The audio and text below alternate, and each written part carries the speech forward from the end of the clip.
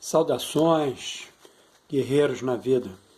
Sejam bem-vindos ao canal Tempo Negativo 25567. Mais uma vez aí acompanhado pelo meu ego e a minha sombra. Especificamente hoje, quero iniciar essa minha verbalização citando uma afirmação de Heráclito, adaptada, por esse meu ego, A sabedoria é a meta da alma humana. Mas, à medida em que avanço sobre esses conhecimentos, vejo o horizonte do desconhecido cada vez mais longe, profundo e extremamente pertinente, tendo em vista que quando nós nos debruçamos sobre um aprendizado da natureza que seja, inevitavelmente pressupomos, que esse aprendizado será o máximo daquele movimento. E felizes destes que aqui me coloco, que ao caminhar por esse procedimento, podem reconhecer o quão distantes se encontram ainda do real, do verdadeiro, do específico. Qualidades serão adjetivos, serão muitos, distantes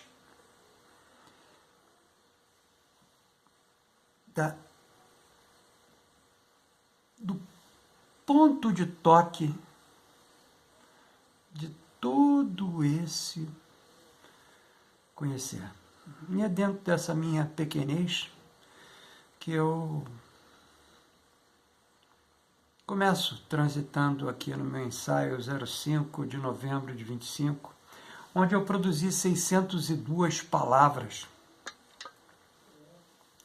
Neste ensaio, vou transitar pela ideia dos arcontes luz, ou estrelas como inteligências divinas.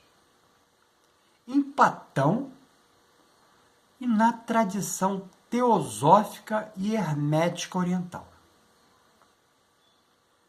Especificamente no Timeu, de Platão, há realmente um trecho onde ele sustenta que cada alma humana é originada de uma estrela específica e que após a vida terrena retorna a essa estrela se tiver vivido de modo justo e filosófico. Quero fazer um pequeno parênteses, muito pequeno parênteses, de elucubração. A pressuposição de que esse movimento seja o primeiro. Qual seria a base para essa alma realizar, de alguma sorte, esse movimento de forma, digamos assim, alinhada com a boa consecução? Não existe. E aí é que eu inevitavelmente acabo divagando no ponto de vista do pensar, porque eu vejo uma sublinha, né, dentro do movimento. E essas sublinhas, elas são ad eternum, porque cada um desses movimentos que nós, de alguma sorte, né, aqui eu estou fazendo um processo de elucubração, com referência especificamente à afirmação do Platão no Timeu. E é claro, né, com completa, digamos assim, né, abnegação para a grandeza de esclarecimento trazida pelo mestre Platão. Então, não se trata de nenhuma sorte, né, fazer algum tipo de restrição ao que ele está falando. Eu só estou fazendo um movimento de complementaridade para o que ele acabou de falar, melhor, para o que ele escreveu no passado, né? E que nós, de alguma sorte, tentamos colocar em prática aqui no nosso exercício mundano. Então, especificamente, nesse movimento, né, onde a afirmação que após a vida terrena retorna essa estrela, se tiver vivido de modo justo e filosófico. Olha que encrenca. Deixemos isso para mais adiante, que não vamos chegar a um veredicto comum. Esse trecho aparece na parte final do diálogo, quando o demiurgo, o artífice divino, está criando as almas humanas e designando-lhes seus corpos e destinos. Especificamente, Platão, Timeu, 41d, 42b, parágrafos. Esse é o ponto onde Platão descreve poeticamente o ciclo cósmico da alma. Origem celestial, cada alma nasce de uma estrela, encarnar na Terra, para aprender e experimentar. Retornar à estrela, se viveu conforme a harmonia cósmica. Ou, obrigatoriamente, é o que acontece, né? Hinduísmo diz isso, né? Roda de Sansara, reencarnar. Ad eternum, caso não tenha atingido essa harmonia. Ele está descrevendo um modelo de cosmologia moral e astral, no qual o ser humano participa diretamente da ordem do cosmos.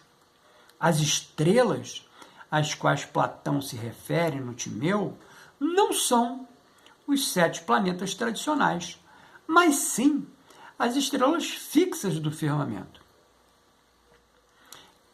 Cada uma sendo, por assim dizer, um princípio divino e individual, de onde uma alma humana provém.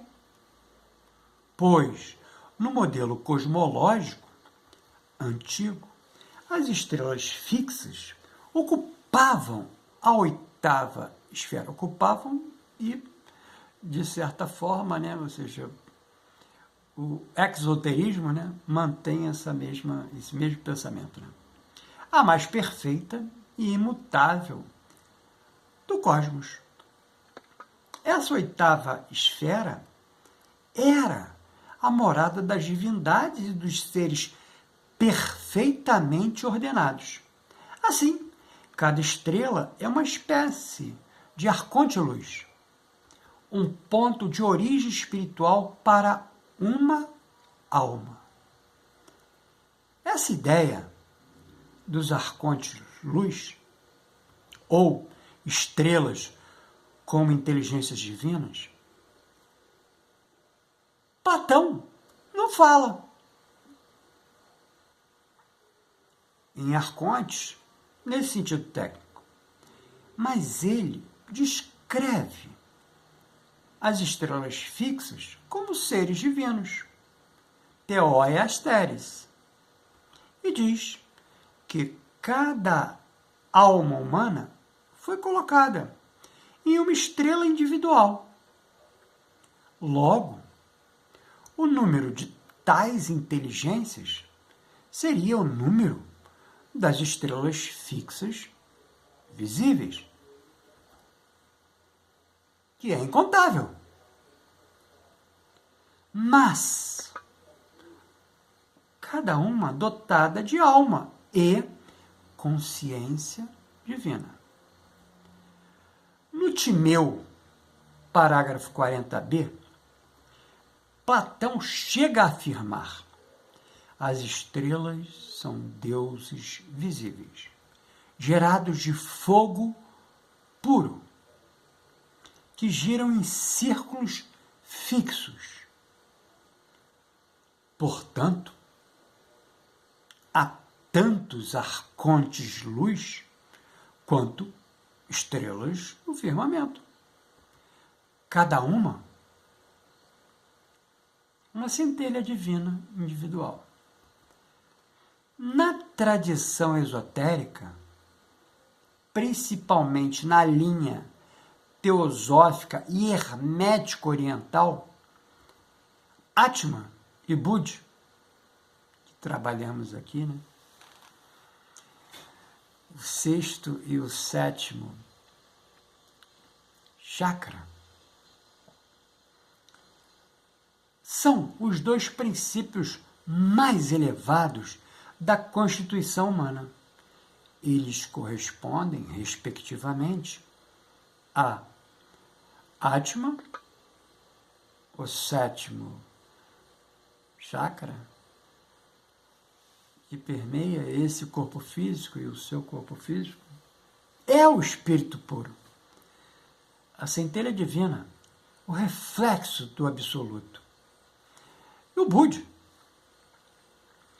que é o sexto, que também se encontra especificamente dentro desse estalacharita, o corpo físico, é a alma espiritual. Princípio de sabedoria e amor divino. Que especificamente dentro do chakra está aqui, ó. É o terceiro olho, é o Ajna. Que vou falar no próximo vídeo, né? Que a Lua vai irradiar. Próximo vídeo não, no próximo ensaio. Que a Lua vai irradiar especificamente esse chakra. Agora, em termos cosmológicos, a oitava esfera das estrelas fixas vincula-se aos corpos energéticos do princípio humano correspondente a Atma Budi. Essência divina, origem estelar da alma. Portanto, sim, Atma e Budi correspondem à oitava esfera. E além dela, elas não são exatamente formadas na oitava esfera, pois são de natureza eterna, mas reconhecidas e reveladas quando a consciência atinge essa região. A oitava esfera para o iniciado, e aqui o iniciado eu estou falando no ponto de vista alquímico específico, né, dentro de uma linha medieval, mas consequente nos dias de hoje. Por que consequente nos dias de hoje? Porque hoje, com toda essa gama de informação, nós tendemos a ter essa percepção que o Jung trouxe uma claridade enorme quando ele fez um processo de, vamos dizer assim, linear, de apresentar a individuação, que seria esse retorno ao centro, né? O vitriol dos alquimistas, né? Então, essa mágica, ela é extremamente alquímica, né? Que lato sensu, né? A alquímica é alma e química, ou seja, a química da alma. Mas o que é a alma? Bem, aqui no canal, essa alma são os 3 corpos superiores, né? Então, olha que legal, né? Então, esses 3 corpos superiores estão obrigatoriamente fazendo um processo químico. Mas o que é o processo químico? Está lá em cima, né? As 7 fases, os 7 processos alquímicos, né? Que todos nós, obrigatoriamente, tendemos a fazer dentro de um movimento natural da existência. Natural da existência. Se você olhar para o vegetal, para o animal primitivo, ou para o animal homem, um animal racional, você consegue ver esse processo muito bem descricionado. É claro que aqui não temos tempo suficiente para fazer essas abordagens, mas ela é extremamente linear do ponto de vista da identificação, não é do ponto de vista da ocorrência, do ponto de vista da identificação de cada um desses movimentos. Pois bem, então a 8ª esfera para o iniciado é o ponto de reintegração, onde a alma volta à sua estrela de origem e se recorda de sua identidade divina. Eu tenho até uma máxima minha, que não estava escrita, mas surgiu agora aqui pelo universo, né? Eu escrevo para não esquecer. E leio, porque eu preciso me lembrar. É mágico para mim. Sei que você não vai entender, mas é mágico para mim. Assim podemos dizer, Atman. Vou voltar. Onde a alma volta à sua estrela de origem e se recorda de sua identidade divina. Está aqui a minha mágica, né? Assim podemos dizer, Atman é a luz da estrela. E Budi é o reflexo dessa luz dentro da alma. Então, ficou interessado nessa verbalização? Escreve aqui nos comentários sua opinião e me adiciona no WhatsApp, informado aqui na descrição desse vídeo, que estamos disponibilizando em PDF pelo valor simbólico de R$ 11,18, que para mim tem uma grandeza muito superior, que são o 3, 1 e o 8, né? Que para mim, né, ele é a marca da minha essência nesse orbe, né?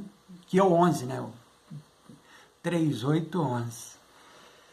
O método terapêutico para a psique. Esse aqui, ó. Olha que legal ele aqui, ó.